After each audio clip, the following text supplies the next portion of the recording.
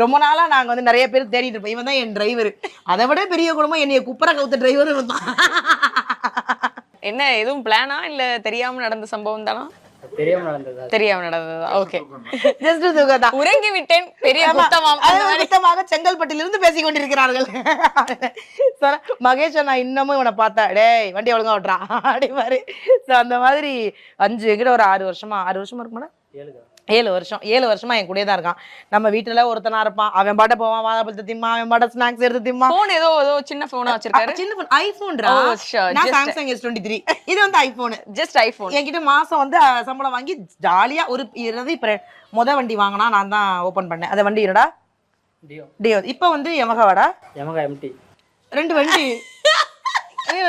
நானு எட்டியாசம் மாத்த முடியாம தடுமாறிடுறேங்க. இது 2வது ஐபோன். முதல்ல ஐபோன் தான்.